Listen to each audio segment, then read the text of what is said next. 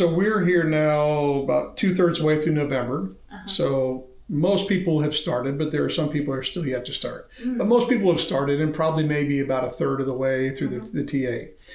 Do you have any advice for those who are on the TA right now that might help them just as they move forward? Speaking specifically of southbound, anything that you say, hey, maybe you need this, or be aware of this, or remember this, or whatever, anything that you think would be helpful for them at this point right now?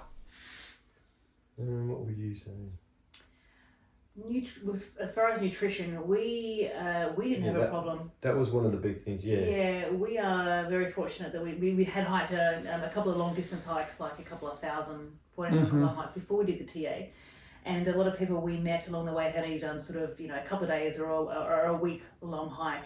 So they weren't aware necessarily of what nutrition, or how important it can be. You hear it's important, you just, eat so many calories and all the rest of it.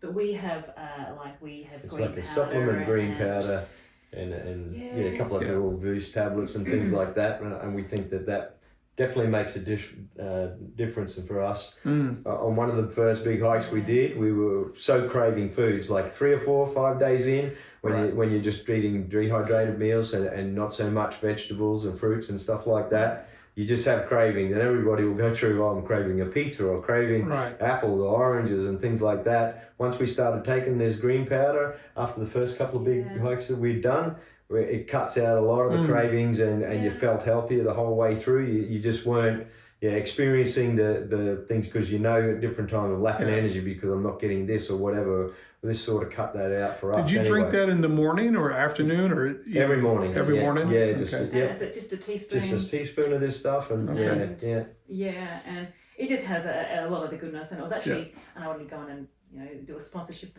reel on them, but it was designed by someone dealing with people in old people's homes that can't eat properly. So it was to supplement. Is that right? Yeah, supplement that in just a liquid form that was easy for them to get as many of those type of things in as they can without having to actually physically sit down and eat all the greens, etc. So it's got a lot of good stuff in it. So we found that helped with our cravings. Because after we did the Lara Pinta, we craved fruit. So I brought almost every shop out of fruit, and we sat for 3 days and had fruit salad and crazy and just salads. But it sounds crazy, because I didn't actually believe it when we were introduced to it ourselves, about how to protect those cravings away, because it's a really good balance of the diet. So we have that, and I mean, when we went into towns, we would eat really well, but we didn't sort of crave anything. But so we made a conscious effort of, when we were in towns, to have good fruit and vegetables and things like that. But we're lucky in the regard that we don't mind dehydrated meals. And we hike a lot, and we have a lot of different dehydrated meals, and we eat a lot of the same thing, but then we just beef it up. So try and keep your meals interesting. So we have like couscous and quinoa and rice, but they have different flavors. So, and we used to have like dead potato, and I'd put a soup mix with dead potato, for example, instead of having just plain potato. And before we left, I put butter and spices in. Do you call it dead potato here, like the dehydrated potato? Yeah. So I would make up packets and put in butter and salt and pepper and spices or soup stuff, or lemon pepper spice and onion powder and all that. Just not for every pack. Just do every pack different. So it would every meal it'd be like something different. I'd even put like Parmesan cheese in it. So and it'd be something like. I remember even at the end, after Richie and I'd finished the whole trail, we thought, what was our best favorite meal on the trip? And it was that one that you made way up north somewhere, couscous and Mediterranean or whatever like that. It was fantastic. Easy. We can maybe slow down and let Anthony and Natasha catch up with us so we get some more of that cooking. Who cares about Anthony, flat and sunny Anthony? We want the cooking. That's what I got. Oh, that looks amazing, Natasha. Thank you so much. We got healthy food with healthy desserts.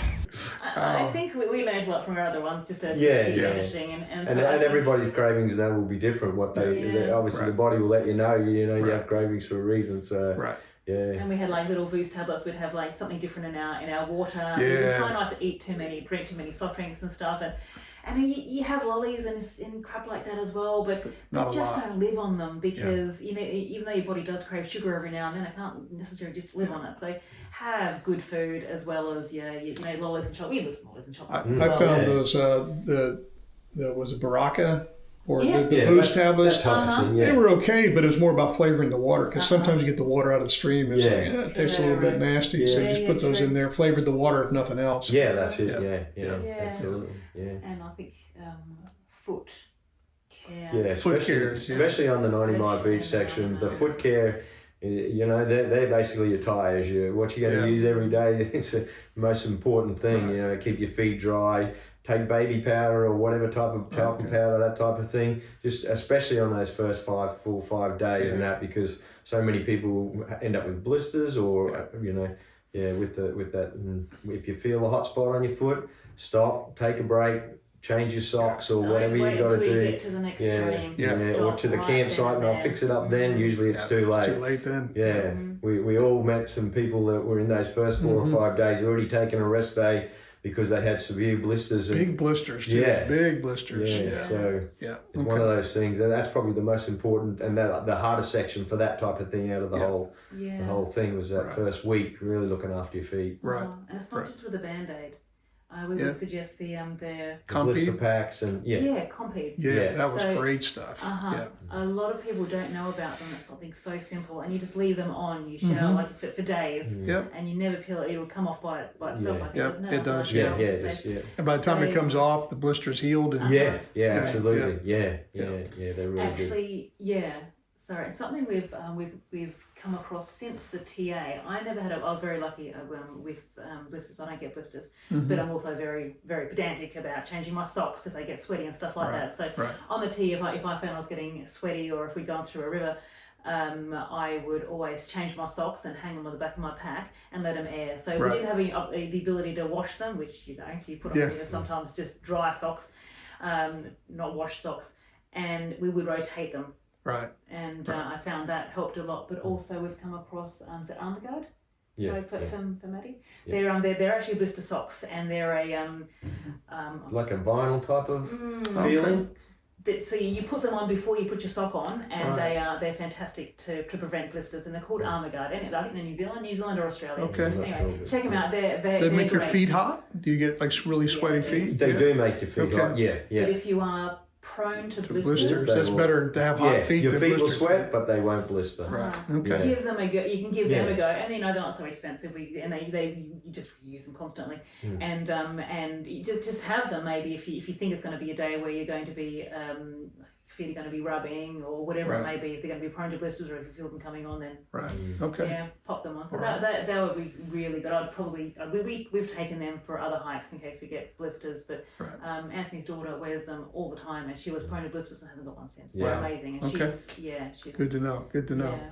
So that kind of spins to the next question. Then, are there any specific piece of advice that you would give to people who are preparing for the TA, maybe going to do it next year, as they're putting everything together, doing their training? Anything you say, hey, do this, and it'll be really helpful for you?